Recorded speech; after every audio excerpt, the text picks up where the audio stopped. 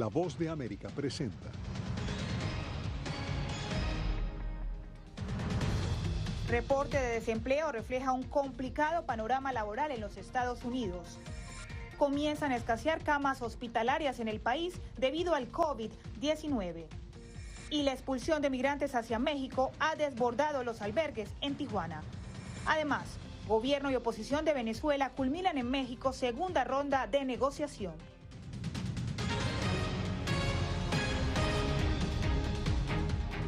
Hola, ¿qué tal? Soy Diva Lizette Cash y esto es El Mundo al Día. Comenzamos.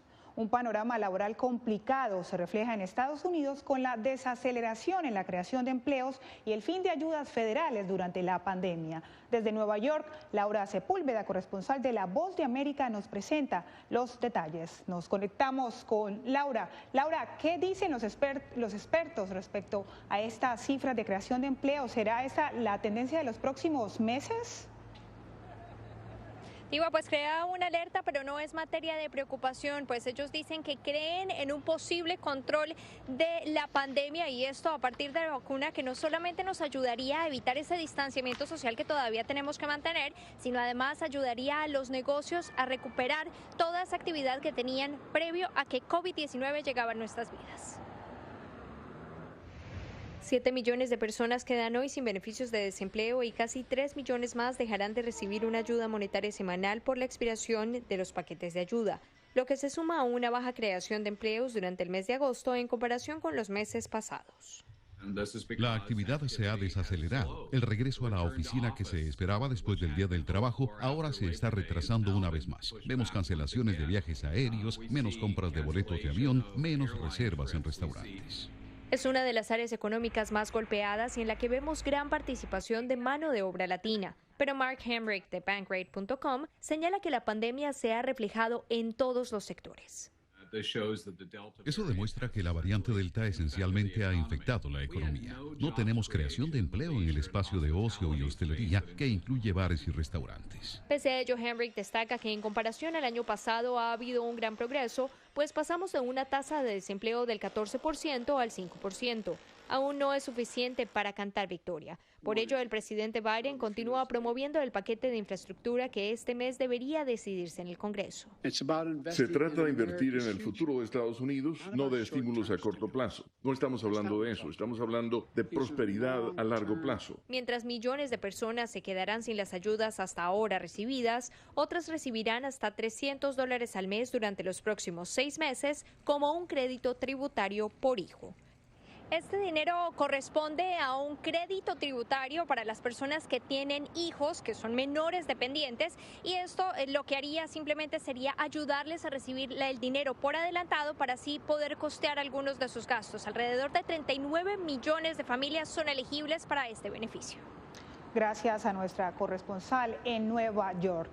Y continuamos con más información. Al menos 46 decesos es el saldo más reciente del huracán Ida tras su paso por 8 estados de Estados Unidos. El presidente Joe Biden prevé visitar mañana martes las zonas de Nueva York y Nueva Jersey devastadas por el huracán. Ya Biden estuvo en Luisiana, donde las autoridades enfrentan grandes dificultades para iniciar la reconstrucción. En otras noticias, los albergues de migrantes en la ciudad mexicana de Tijuana están desbordados. Vicente Calderón nos explica que siguen aumentando en el número de personas que llegan a la frontera con México buscando asilo en los Estados Unidos y que la mayoría son expulsadas a territorio mexicano. Defensores de derechos humanos aseguran que el gobierno de López Obrador aceptó de facto el nuevo Quédate en México. Ya lo aceptó. Más allá de eso, permitió el regreso de los detenidos en Texas, de Honduras, Salvador y Guatemala.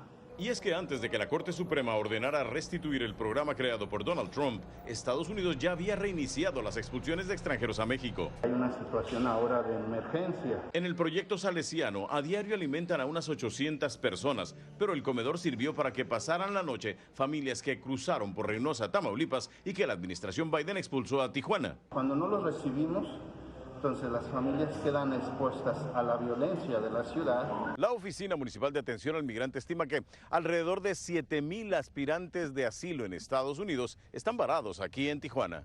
Solamente en los albergues hay 5,000 hospedados ahorita y además algunos hay contagios. En el campamento hay más de 1,000, aparte los que andan en condición de calle y siguen llegando.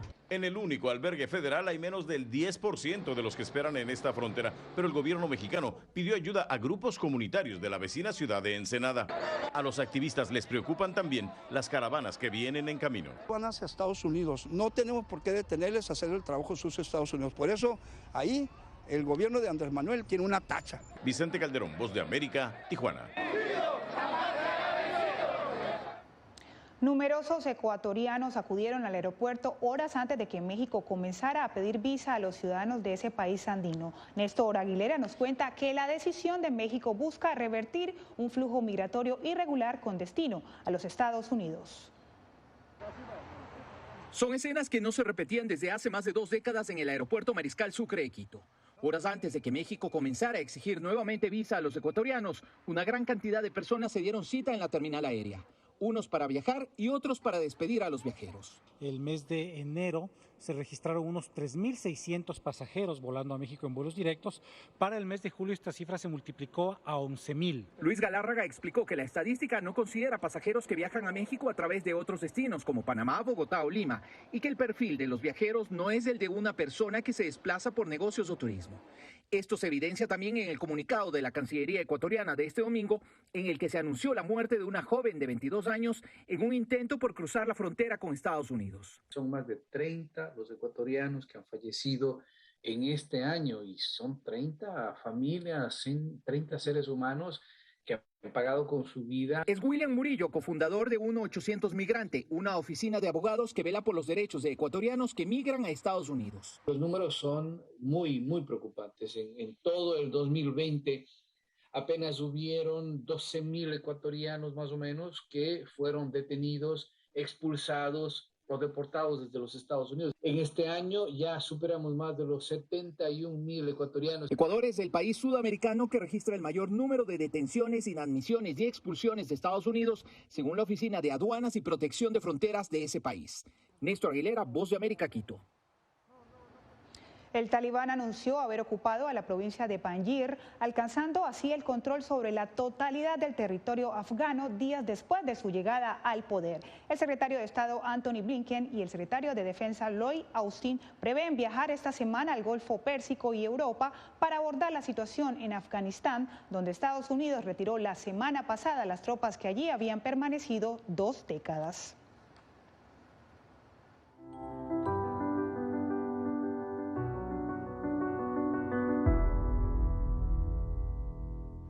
Con una exhibición audiovisual sobre los ataques terroristas del 11 de septiembre del 2001, escolares conmemoran y enseñan a sus compañeros sobre el trágico suceso. Verónica Villafañe, desde Los Ángeles, con los detalles. Estas estudiantes están poniendo los toques finales a una exhibición sobre los ataques terroristas del 11 de septiembre del 2001, un evento que ocurrió años antes de que nacieran. Nomás sabía qué año era, que era en el 2001. Y supe que era por los terroristas. Camila Guzmán, de 13 años, es una de más de 20 estudiantes en la escuela Sun Valley Magnet de Los Ángeles involucrados en un proyecto cuyo propósito es enseñar la historia e impacto del evento a una generación que no vivió los atentados. He aprendido que este fue un acto de violencia y fue un acto de mucho odio y intolerancia. La exhibición incluye modelos a escala de las Torres Gemelas, una maqueta del Pentágono con velas y una gigantesca bandera estadounidense, donde estudiantes escribieron los nombres de las casi 3,000 víctimas de ese día. Era alguien que nomás iba a trabajar, nomás quería regresar a casa y se les quitó la vida así en un instante. El profesor Stephen Franklin conceptualizó el tributo. Cambió nuestras vidas, nos impactó a todos. Miles de familias estadounidenses enviaron a sus hijos a zonas de guerra y muchos no regresaron. Esperamos que esto le interese a nuestros estudiantes lo suficiente como para querer aprender y comprender más. Según el maestro, no hay mejor manera de enseñar que hacer sentir y vivir la historia. Este proyecto ofrece a los estudiantes la oportunidad de participar en una experiencia inolvidable. Verónica Villafañe, Voz de América, Los Ángeles. Medidas extremas en Guatemala debido al incremento de contagios por el COVID-19.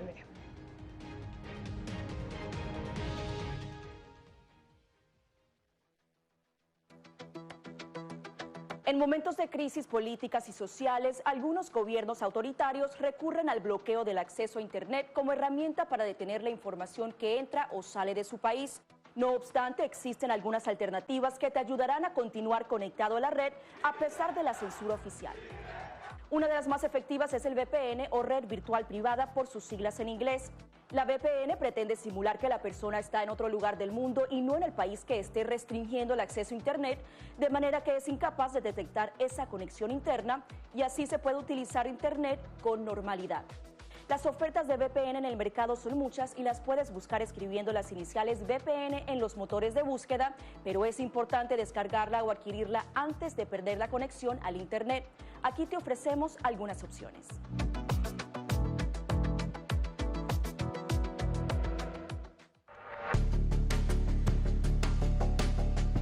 Durante el brote del COVID-19, los estafadores pueden tratar de aprovecharse de personas vulnerables a través de diversos métodos que van cambiando con frecuencia. Es posible que lo contacten por teléfono, correo electrónico, mensajes de texto, correo postal o redes sociales. Ten cuidado con ofertas de kits de supuestas pruebas caseras, curas milagrosas o pruebas inmediatamente accesibles. Response Act has made coronavirus testing more accessible immediately. Tras un desastre, organizaciones caritativas falsas aparecen afirmando que tienen vínculos con otras reales. Siempre verifica que la organización sea legítima. Alguien que asegura que trabaja en el gobierno puede pedirte tu información personal o intentar cobrarte cuotas falsas para así ingresar tu cheque de estímulo.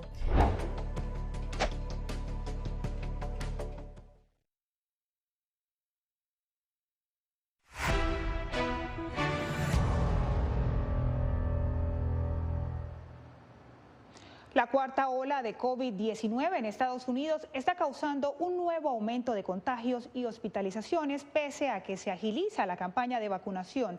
En estados con pocos vacunados, las camas de terapia intensiva empiezan a escasear. Nos conectamos con Jacopo Luzzi. Jacopo, ¿cuál es la situación? Diva, casi el 80% de las camas de terapia intensiva en Estados Unidos están en uso y casi un tercio están ocupadas por solo pacientes con COVID-19, según datos del Departamento de Salud.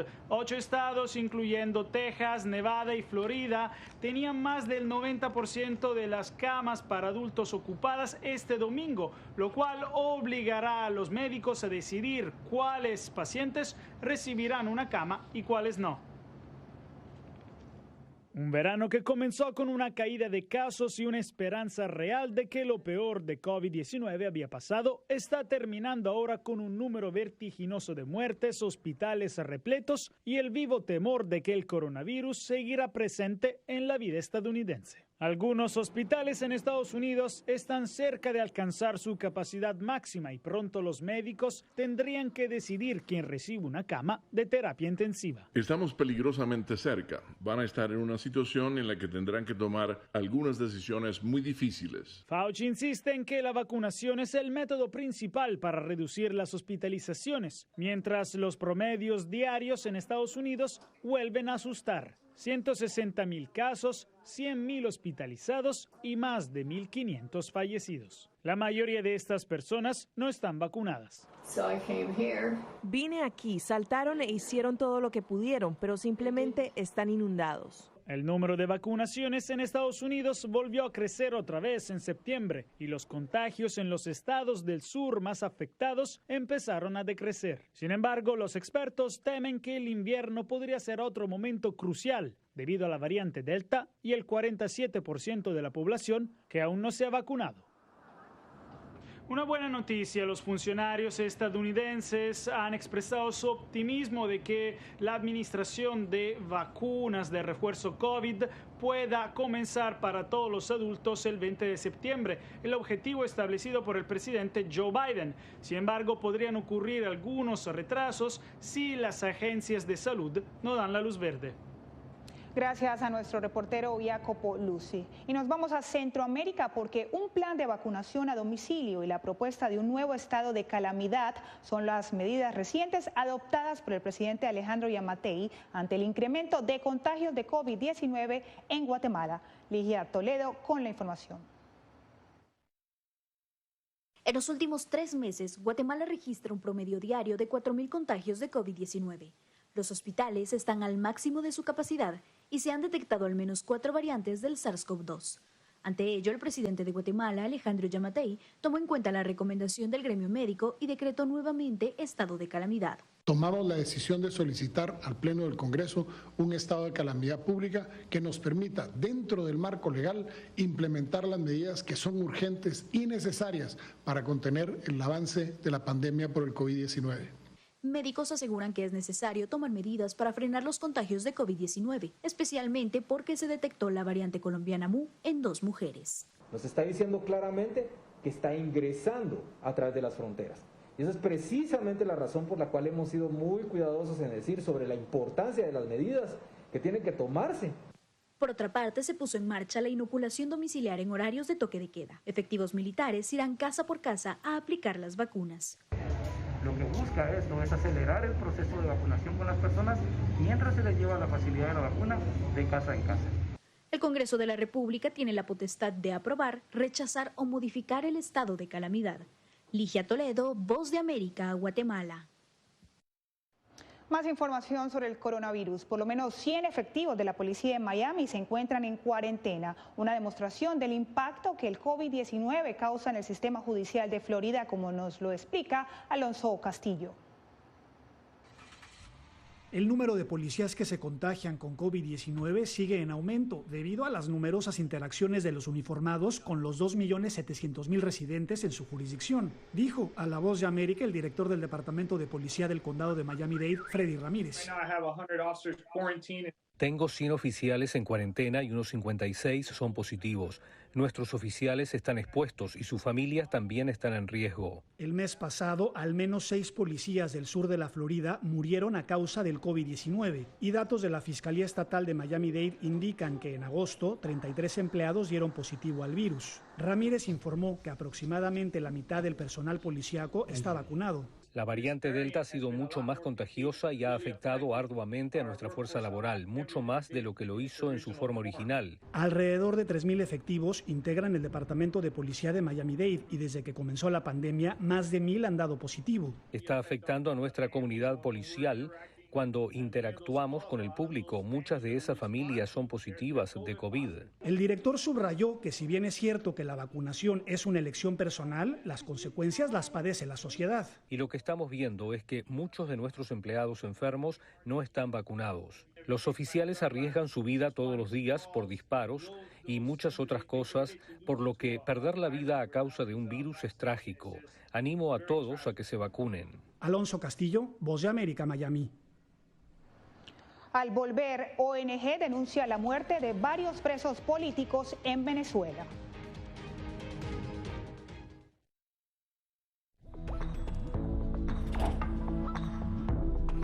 Cuando ellos me traen un tema un poco delicado o fuerte, yo siempre les pregunto primero, ay, ¿y dónde oíste eso? ¿Quién te lo comentó? ¿Y qué te han comentado? Pues corrijo si han escuchado algo que no está correcto, no está bien, y les aclaro, pero lo mínimo necesario para su edad.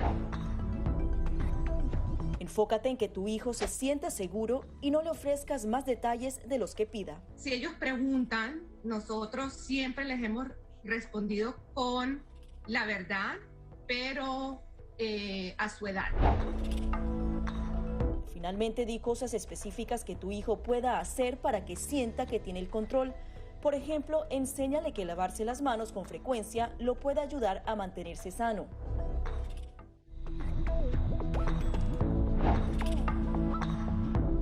No permitas que interactúe con personas o animales fuera de la casa. Si una persona de la casa se enferma, evita que tenga contacto con tu mascota. Designa a un miembro de la familia o un amigo para cuidar a tu mascota a corto o largo plazo en caso de que tú no puedas.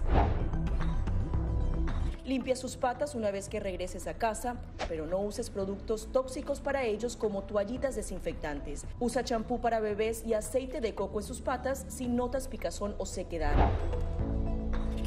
prepara un kit de emergencia que incluya un suministro de medicamentos por 30 días y al menos 2 semanas de alimentos y otros suministros.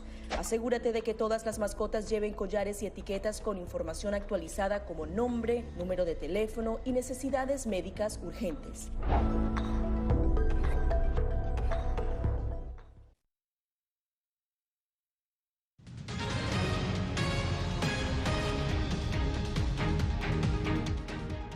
Crece la expectativa en torno a los diálogos de Venezuela, luego que los líderes de ambos equipos negociadores hablarán sobre la posibilidad de lograr acuerdos parciales. Nos conectamos con Celia Mendoza, enviada especial de La Voz de América, quien está en México con la información. Celia, ¿qué dijeron las partes acerca de los avances alcanzados tras estos 4 días de negociaciones? Las partes siguen trabajando en manejar la agenda que fue estructurada a mediados de agosto y en especial de tratar de avanzar en estos acuerdos parciales que podrían ser tempranos en este proceso a medida que pueden llegar a algún tipo de conciliación, en especial cuando se trata acerca del tema humanitario. Con la expectativa de acuerdos parciales, se llevó a cabo la última jornada del segundo encuentro en México entre los equipos negociadores del gobierno de Nicolás Maduro y la Plataforma Unitaria de Venezuela, cuyos líderes reiteraron su compromiso con la agenda establecida el mes pasado, sin dejar a un lado sus prioridades, explicó Gerardo Blyde, líder negociador de la Plataforma Unitaria. Vinimos a trabajar y estamos trabajando para producirle acuerdos al país, acuerdos en materia de emergencia humanitaria.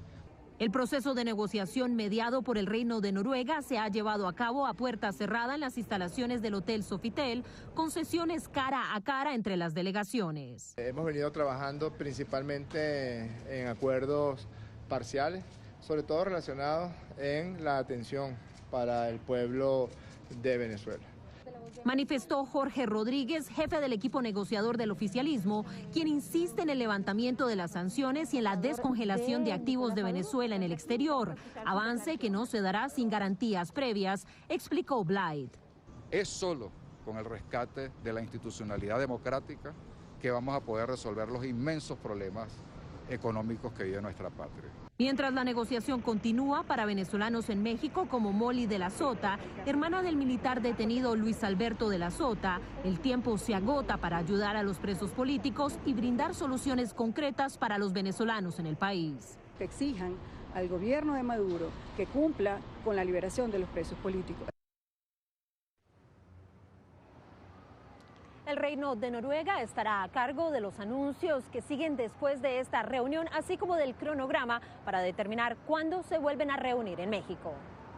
Gracias a Celia Mendoza, nuestra enviada especial en México. Y pasamos ahora a Venezuela, porque 9 personas consideradas presos políticos han muerto en custodia del Estado desde el 2015, según Foro Penal. Esa organización además advierte sobre el estado de salud de 60 prisioneros. Adriana Núñez Rabascal con el informe. De los 9 encarcelados por motivos políticos que han muerto en prisión en Venezuela, 5 son atribuidos a complicaciones de salud, 1 a suicidio, 2 a torturas y 1 por intento de fuga, según la ONG Foro Penal. Defensores de derechos humanos advierten que en reiteradas ocasiones los detenidos claman por una atención médica que muchas veces llega tarde. Es algo, debo decir, macabro, terrible, que se mantenga una persona privada de libertad injustamente, sin proceso judicial, y se le dañe su integridad física. Foro Penal reclama que de los 262 presos políticos contabilizados actualmente, 42 tienen una condición crítica de salud, entre ellos el oficial Leonardo Carrillo, quien padece de hipertensión arterial y síndrome de colon irritable. No pudo siquiera salir de su celda. No se puede parar. Hace 2 meses, la Asamblea Nacional de Mayoría Chavista conformó una comisión para la reforma judicial destinada a revisar el hacinamiento en las cárceles y el retardo procesal. Nuestro Poder Judicial ha mejorado sustancialmente. A pesar de que oficialismo y oposición mantienen negociaciones en México para destrabar la crisis política en el país, defensores de derechos humanos alertan que los considerados presos políticos no están representados en esas conversaciones. Adriana Núñez Rabascal, Voz de América, Caracas. Cuando regresemos, adultos mayores, la nueva sensación de las redes sociales.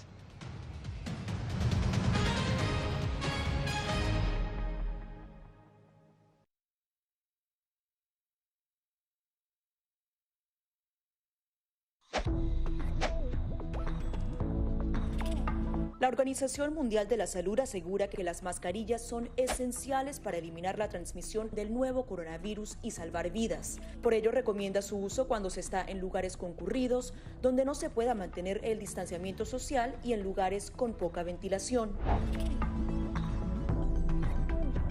Cuando se habla de mascarillas para protegerse del COVID-19, se refieren generalmente a la mascarilla quirúrgica, el respirador N95 o las de tela.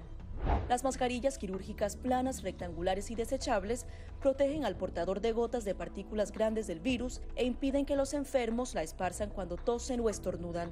Los expertos advierten que solo deben ser usadas una vez.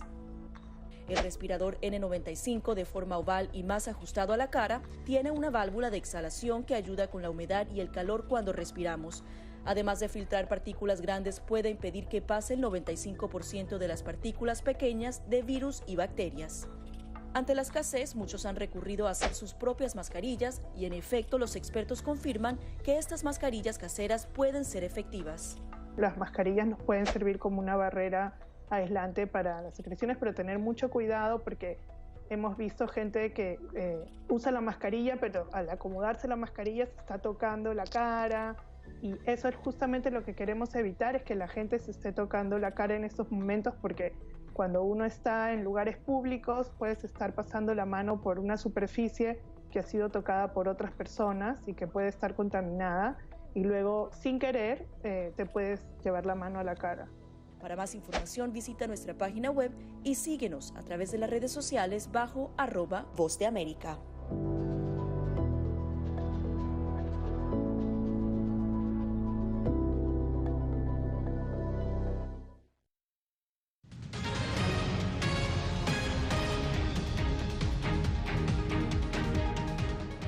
Los adultos mayores cada vez son más populares en las redes sociales, desde cocineros hasta fisiculturistas mayores de 70 años. Los nuevos influenciadores están rompiendo los mitos de lo que se puede o no hacer según la edad. Gustavo Ocando con la nota. Joan McDonald pisó un gimnasio por primera vez a sus 71 años, luego de numerosas enfermedades que amenazaban su salud. Hoy, 4 años después, tiene el aspecto de una fisiculturista. Cuenta con 1,4 millones de seguidores en Instagram y representa varias marcas deportivas. Y si tienes la habilidad, ¿por qué no te ejercitas? Y llegas a hacer lo mejor que puedes. Así es como me siento. No importa cuál sea tu edad. En TikTok, los Old Gays tienen 2,2 millones de seguidores y deleitan a los fanáticos con sus respuestas totalmente despistadas. No recoges cosas y las arrojas por encima del hombro. Según datos de la agencia AARP, debido a la pandemia del coronavirus, los adultos mayores están más conectados con la tecnología para estar cerca a sus familiares y amigos. El 37% de las personas de 70 años o más usaron diariamente sus redes durante el 2019, expandiendo sus horizontes. Cuando comencé a leer los comentarios me sentí útil y viva y vi que tenía algo para dar cuando comencé a compartir mis recetas y esas cosas. Los influenciadores mayores están convirtiendo sus plataformas digitales en oro y además están destruyendo mitos sobre lo que es posible en la sexta, séptima y hasta octava década de la vida. Gustavo Ocando, Alex, Voz de América. Y una ciudad al este de Inglaterra recreó este fin de semana la invasión vikinga ocurrida hace más de un milenio. Actores interactuaron con el público al representar el estilo de vida de los vikingos, incluyendo la fabricación de herramientas, el uso de utensilios de cocina y música. La puesta en escena se originó en reliquias halladas en el área en 1982, tales como millones de piezas de madera, lanzas, espadas, joyas e incluso la rueda más antigua jamás encontrada en Inglaterra. De esta manera me despido. Soy Divalisette Cash.